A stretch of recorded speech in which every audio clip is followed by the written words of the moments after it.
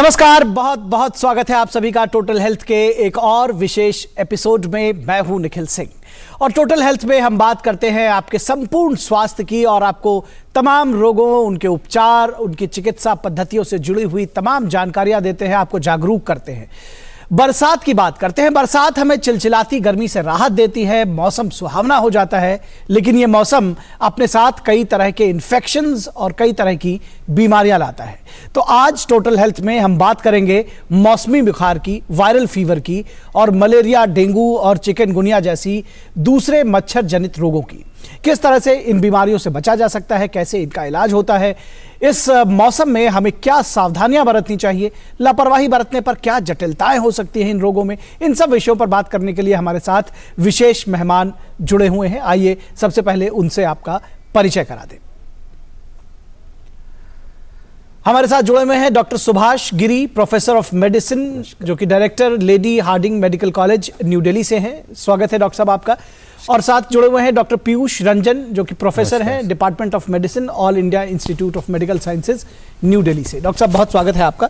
और दर्शकों, आप भी हमारे साथ सीधे जुड़ सकते हैं। इसके लिए हमारी फोन लाइंस खुल गई हैं।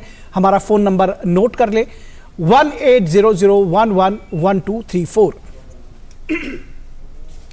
इस पर फोन करके आप अपने जो भी शंकाएं हैं उसका समाधान प्राप्त कर सकते हैं और उसके साथ साथ हमें आप ईमेल कर सकते हैं। हमारा ईमेल आईडी नोट कर लें, ddnewstotalhealth@gmail.com।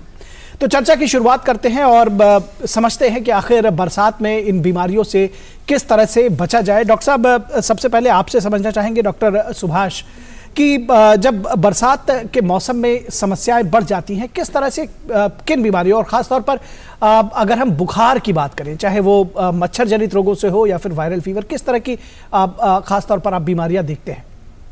जैसे ही बारिश का मौसम शुरू होता है, बल्कि जब भी कोई मौसम चेंज होता है, तो यूजुअली हमारे एनवायरनमेंट में वायरस या हमारी बॉडी के अंदर भी जैसे थ्रोट में जो वायरस और बैक्टीरिया होता है उसमें कुछ चेंजेस आते हैं।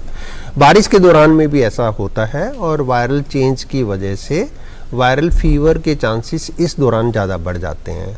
हम कॉमन वायरल फीवर की यदि बात करें तो काफ़ी लोग ऐसे घर में या सराउंडिंग में, कम्युनिटी में हमारे इस दौरान यूजुअली आमतौर पे देखा जाता है कि हो जाते हैं वायरल फीवर के केसेस।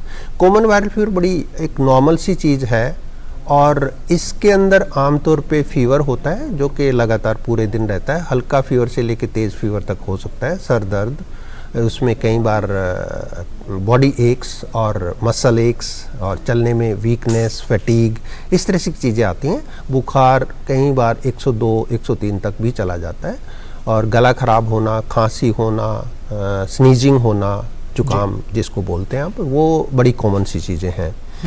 इसके अंदर यूजुअली बुखार 4 से 5 दिन रहता है, पर कई बार वीकनेस और वो 6 से 7 दिन तक चली जाती है।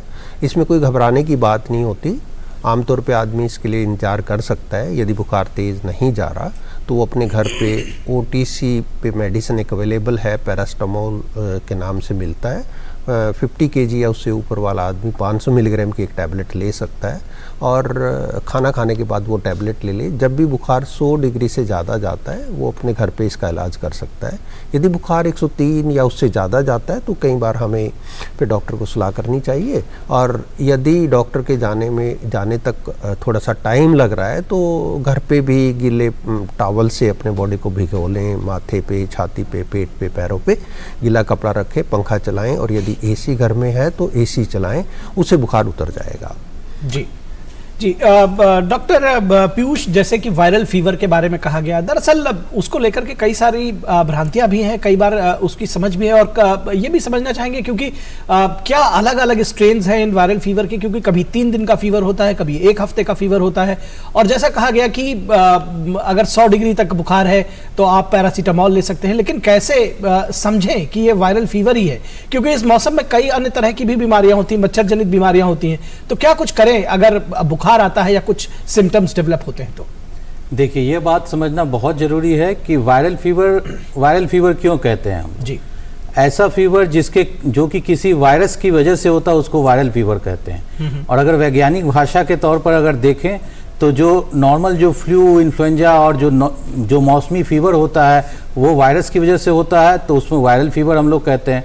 साथ ही साथ डेंगू चिकनगुनिया, इस जैसे भी जो बुखार होते हैं, ये सभी भी वायरस की वजह से होते हैं। इसलिए अगर साइंटिफिक लैंग्वेज में देखें, मेडिकल लैंग्वेज में देखें, तो ये भी वायरल फीवर ही हैं जी। लेकिन आम लोग जो जिस बोलचाल की भाषा में वायरल फीवर कहते हैं, वो फ्लू लाइक इलनेस, जो इन्फ्लुएंजा लाइक इलनेस जो होता है, उसको वायरल फीवर कहते हैं। ये सारे फीवर जो हैं वो कैरेक्टराइज्ड होते हैं जैसे कि किसी पर्टिकुलर सीजन में, और एक तरह से वो क्लस्टर्स में होते हैं। जैसे फैमिली में हुआ, लोगों को हुआ, तो उस छोटे अंतराल में बहुत सारे लोगों को हो रहा है, नंबर 1।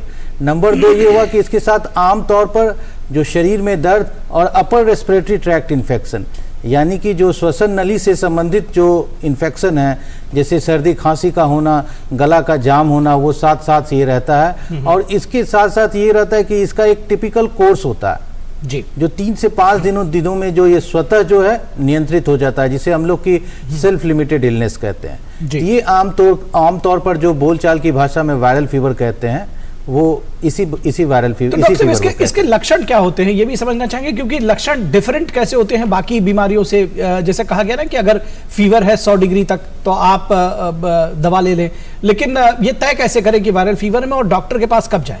जी देखिए, वायरल फीवर और दूसरे फीवर में ये आमतौर पर ये फीवर जो है माइल्ड टू मॉडरेट ग्रेड होता है। जैसा कि डॉक्टर गिरी ने बताया कि ये 100 डिग्री फ़ारेनहाइट तक ये हो गया, और इसके बाद ज़्यादा 101 ऐसे करके हो गया।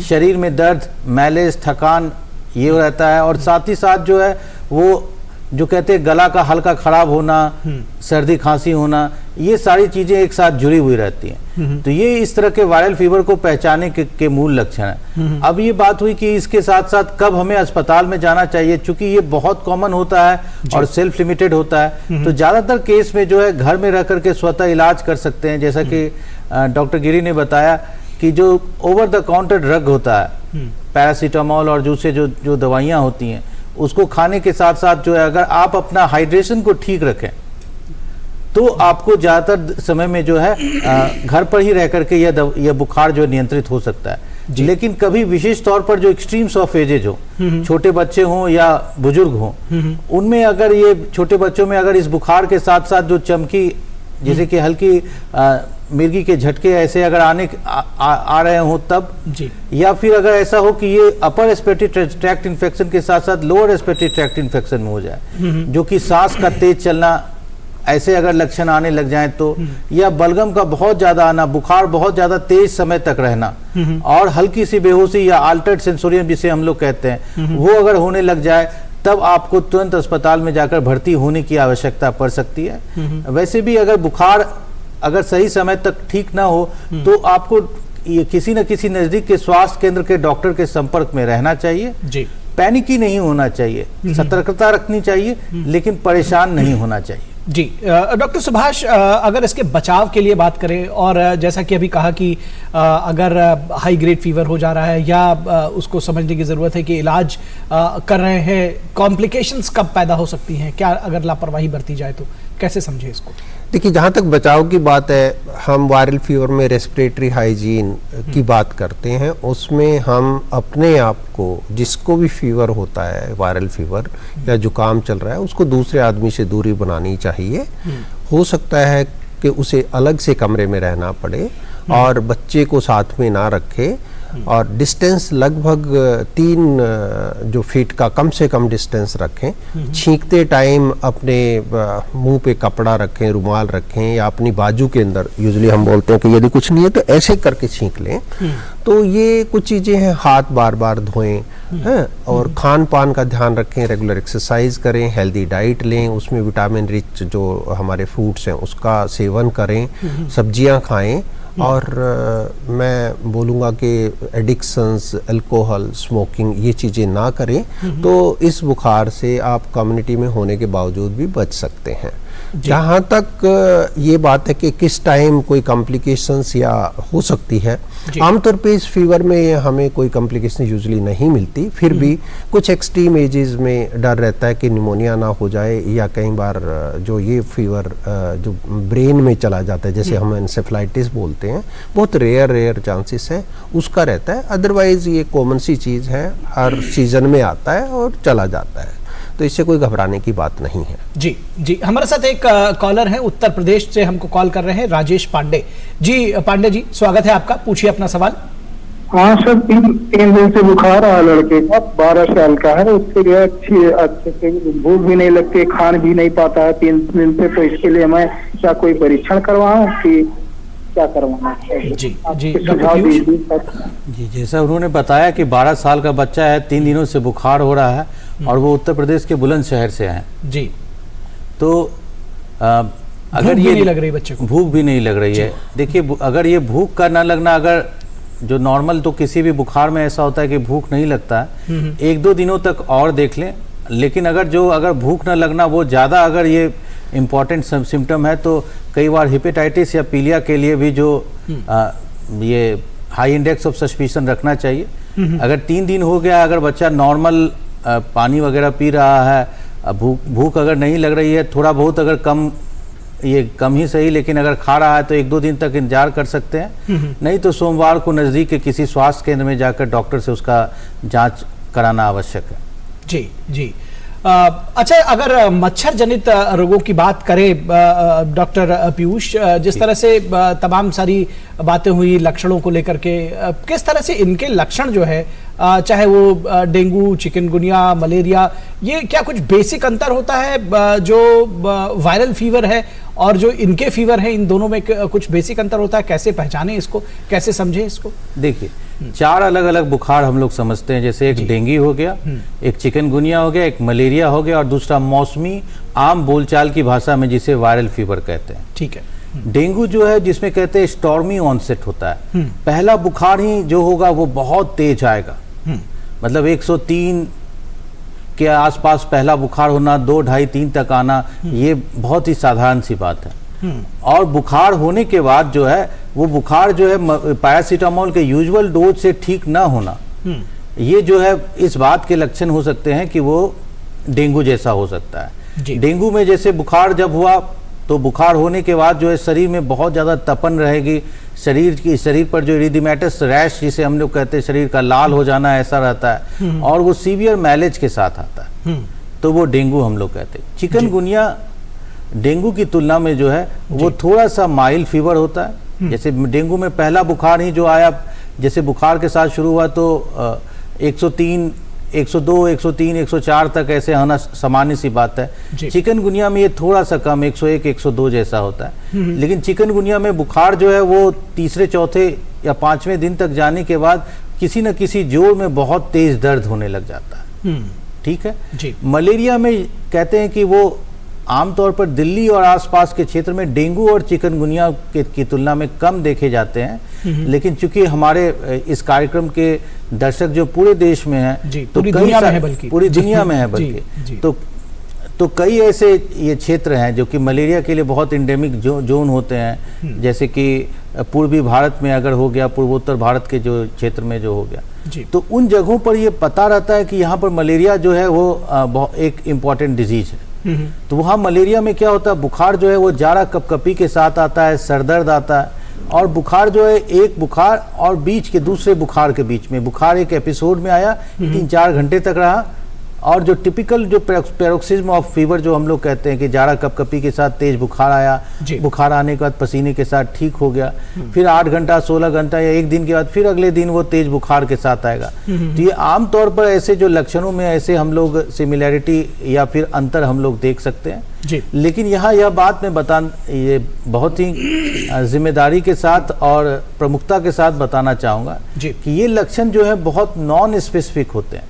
अच्छा। और आपस में बहुत इंटरमिंगल कहते हैं। और मलेरिया के ऐसे बहुतायत में बहुतेरों ऐसे केसेस होते हैं जिसमें बुखार में जो टिपिकल पैरोक्सिज्म जो हम लोग फीवर का कहते हैं कि 1 दिन में आया, फिर 3-4 घंटे के बाद ठीक हो गया, फिर अगले दिन या 1 दिन के बाद फिर आएगा, ऐसा नहीं भी देखने को मिलता और जनरली जो पूरे समय तक ही रहे। पहचानने का एक मूल तौर ये तरीका ये रहता है कि उस इंडेमिक जोन में कौन सी जो बुखार जो है वो ज़्यादा, जैसे आजकल के समय में अगर हम लोग हमारे दिल्ली में अगर देखें तो अगर कोई बुखार उस तरह से आता है तो डेंगू हमारा पहला सस्पिशन होता है और जिसके लिए हम लोग प्रिवेंटिव ट्रीटमेंट करते हैं। लेकिन मलेरिया के लिए हम लोग प्रिवेंटिव ट्रीटमेंट नहीं करते हैं, क्योंकि मलेरिया के केस डेंगू और चिकनगुनिया की तुलना में जो है काफ़ी कम देखने को मिलते हैं जी। तो जब तक वो जांच में साबित ना हो, हम लोग मलेरिया के लिए दवाई मरीज को आमतौर पर नहीं देते हैं। जी, तो यानी कि इसकी जांच जरूरी है मेडिकेशन शुरू करने से पहले, और ये भी ध्यान रखें कि इसका जांच करा दे, ओवर द काउंटर ड्रग्स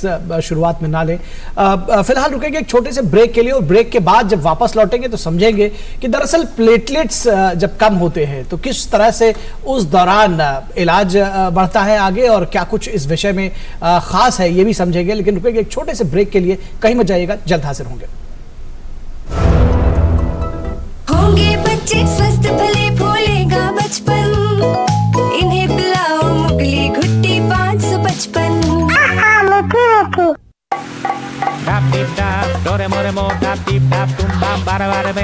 अबे देख,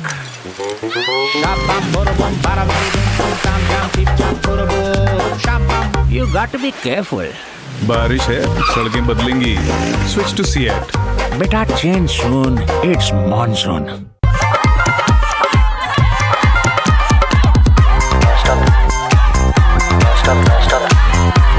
बिना रुकावट गाने सुनने के लिए अपना सब्सक्रिप्शन रिन्यू करें। सब्सक्रिप्शन खत्म?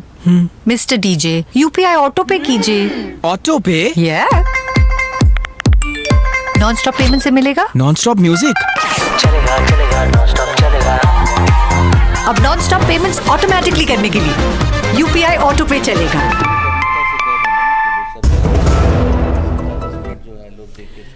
ब्रेक के बाद एक बार फिर आप सभी का स्वागत है, और हम टोटल हेल्थ में आज चर्चा कर रहे हैं वायरल फीवर की, और साथ ही साथ मच्छर जनित रोगों की, डेंगू, मलेरिया और चिकनगुनिया की। और चर्चा करेंगे, हमारे साथ दो खास मेहमान जुड़े हुए हैं, डॉक्टर सुभाष गिरी लेडी हार्डिंग मेडिकल कॉलेज से, और साथ ही साथ डॉक्टर पीयूष रंजन जो कि all India institute of medical sciences से हैं। डॉक्टर सुभाष, आपसे समझना चाहेंगे, अगर डेंगू की बात करें तो किस तरह से इसका इलाज चलता है, किस तरह से इसके विषय में समझना चाहिए, क्योंकि बचाव की जब हम बात करते हैं इन रोगों की, मच्छर जनित रोगों की, तो वो भी बहुत जरूरी हो जाता है। किस तरह से इसके विषय में समझना चाहेंगे? देखिए, डॉक्टर रंजन ने ब्रीफली फीवर्स के बारे में बता दिया, और डिमार्केशन कैसे हम डेंगू को रूटीन वायरल फीवर से करते हैं उसके बारे में बताया। डेंगू फीवर, जैसा कि डॉक्टर साहब ने बोला ही है, कि बहुत हाई ग्रेड फीवर होता है और लगातार रहता है, पूरी बॉडी को तोड़ के जाता है, और मेडिसिन यूजुअली इफेक्टिव नहीं रहती जो बुखार उतारने वाली होती है। तो ये एक लक्षण है कि शायद उसको डेंगू का फीवर है, और गला वला ख़राब नहीं होता है, इसमें जुकाम नहीं चल रहा होता आदमी को, बॉडी बिल्कुल रेड हो जाती है फीवर की वजह से। फिर बाद में तीसरे दिन यूजुअली इस फीवर की वजह से हमारे शरीर में से कुछ ब्लड के ऊपर इफेक्ट आना शुरू हो जाता है, बोन मैरो के ऊपर इफेक्ट आ जाता है, और ब्लड सर्कुलेशंस में कुछ सेल्स कम हो जाते हैं, जिसमें से टीएलसी के अंदर हमारे न्यूट्रोफिल्स कम हो जाते हैं, लिम्फोसाइट्स का परसेंटेज बढ़ जाता है, और प्लेटलेट्स कम हो जाती हैं बॉडी में। प्लेटलेट्स कम होने का कारण यही रहता है कि उनका प्रोडक्शन जो बोन मैरो में होता है वो भी कम हो जाता है, और बाहर पेरिफेरल वो टूटने भी शुरू हो जाते हैं। लोगों में प्लेटलेट का ज़्यादा एक हवा सा बना हुआ है, और जैसे ही बाहर कोई भी लैब डेंगू फीवर का सोच के उसका प्लेटलेट का एग्जामिनेशन करती है, या कोई डॉक्टर उसको टेस्ट के लिए भेजता है जी, तो यदि वो प्लेटलेट अपनी नॉर्मल रेंज से कम आती है तो एकदम पैनिक सा हो जाता है। प्लीज़ पैनिक मत करिए। आजकल इस सीजन में जो डेंगू फीवर चल रहा है उसमें कॉम्प्लिकेशंस हार्डली देखने को मिल रही हैं, और प्लेटलेट कम होना हल्का बहुत कॉमन सा फीचर है, सिर्फ डेंगू फीवर का नहीं है, दूसरे कई वायरल फीवर और दूसरी और कंडीशंस में भी ऐसा होता है। जी जी जी। तो प्लेटलेट लेकिन यदि कम किसी सर्टेन लेवल के बियॉन्ड जाती हैं तब हमें थोड़ा इसके बारे में चिंता करनी चाहिए। जी 40 to 50,000 प्लेटलेट तक पहुंचने में आपको हॉस्पिटल्स में जाने की कहीं ज़रूरत नहीं है। जी जी जी। यदि प्लेटलेट 20,000 के डाउन आता है तब हम उसको एडमिशन की सलाह देते हैं, और प्लेटलेट कम होने की वजह से बॉडी के अंदर हमारे जो सिम्टम्स आते हैं उसका मैं आपको बताना चाहूँगा। बेसिकली लेमैन के तौर पे या कॉमन आदमी की वजह के तौर पे यदि देखने वाली बात ये आती है कि 3 से 4 दिन ये फीवर को होते हो जाता है, तो कई बार शरीर पे लाल चकत्ते बन जाते हैं, जो हेमरेजिक रेड कलर के ब्लड के स्पॉट्स दिखने शुरू हो जाते हैं। कई बार कंजक्टिवा यानी कि आँख में रेड का पैच आ जाता है, और कुछ लोगों को नक्सीरी यानी कि नाक से खून आना शुरू हो जाता है, खांसी में खून थोड़ा बहुत, या ब्रश करते हुए मॉर्निंग में ब्लड आ जाता है। बहुत रेयरली जैसे जिसको किसी को पाइल्स है या अल्सर है तो वहाँ से भी कई बार ब्लड का स्त्राव शुरू हो जाता है। जी। तो ये लक्षण है कि किसी आदमी के अंदर प्लेटलेट कम हो गया है और वो सीवियर कंडीशन है, उसको इमीडिएटली हॉस्पिटल जाना चाहिए। जी। यहाँ पर भी यदि सीवियरिटी की बात करें तो हम इसको डेंगू फीवर को 3 कैटेगरी में यूजुअली डिवाइड कर लेते हैं। एक dengue fever plain, dengue haemorrhagic fever और डेंगू शॉक सिंड्रोम। ठीक है। डेंगू सीवियर हेमरेजिक फीवर के अंदर कुछ एक एहतियात डॉक्टर के लेवल पे बरती जाती हैं और ज़रूरत पड़ता है तो उसका निवारण के लिए सब सुविधाएं हॉस्पिटल्स में अवेलेबल होती हैं।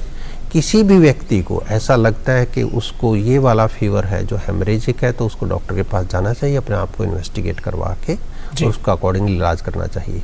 दोबारा से मैं सोसाइटी में ये मैसेज देना चाहूँगा कि डेंगू फीवर में जो प्लेटलेट कम हो रही हैं वो ऐसी कोई डरने वाली बात नहीं है और हमें इस टाइम हॉस्पिटल में ऐसी कोई कॉम्प्लिकेशन देखने को भी नहीं मिल रही है। जी, बिल्कुल। ये वाला सीरोटाइप कुछ हमें कहीं पे भी बहुत ज़्यादा तंग नहीं कर रहा। जी, तो प्लेटलेट्स को लेकर के बहुत हाइप करने की या बहुत डरने की, ओवर एंजाइटी की ज़रूरत नहीं है। ये बात दर्शकों को समझनी चाहिए, जिस तरह के हमारे विशेषज्ञ बता रहे हैं। और हमारे साथ में यहाँ एक कॉलर हमको दिल्ली से कॉल कर रहे हैं, इंद्रजीत जी। इंद्रजीत जी, स्वागत है आपका, पूछिए अपना सवाल। हाँ जी, नमस्कार जी। नमस्कार। हाँ जी, मेरे 2 बच्चों को वायरल हुआ था 15 दिन पहले जी, और उनकी खांसी और जुकाम बिल्कुल नहीं ठीक हो रहा। बड़ा गाढ़ा जुकाम है, बड़ी ज्यादा बलगम है खांसी में जी। बच्चों की एज क्या है? एक बेटा तो है 35 साल का और बिटिया है 41 साल की। अच्छा, तो 35 साल और 41 साल उम्र है। डॉक्टर पीयूष, क्या बताएंगे आप? जी, जैसा इन्होंने कहा कि नॉर्मल वायरल फीवर के बाद जो है परसिस्टेंस ऑफ कॉफ और खांसी के साथ साथ बलगम का ज़्यादा होना जो है वो इस बार के जो वायरल फीवर में हम लोग कुछ ज़्यादा समय तक देख रहे हैं। और चूंकि ये 3 हफ्ते तक ये परसिस्ट कर रहा है, इसके लिए ये आवश्यक है कि वो ये किसी भी मेडिसिन के डॉक्टर से या चेस्ट फिजिशियन से जा करके दिखाएं। जी, ज़रूरत हो सकती है कि उनको एक्सरे वगैरह ये कराने की ज़रूरत हो, क्योंकि कई बार इस तरह के जो वायरल इन्फेक्शन के बाद वायरल निमोनिया भी देखने को मिलता है। जी, तब तक जब तक कि वो घर पर हैं तो वो अगर बुखार खांसी अगर ये हो रहा है तो अपना हाइड्रेशन लेवल को हाई रखें और डॉक्टर की सलाह पर जो है इनको एंटी हिस्टामिनिक टेबलेट जो हो गया और जो नॉर्मल जो भाप लेने और ये सब की जो घरेलू उपचार है वो करते रहें।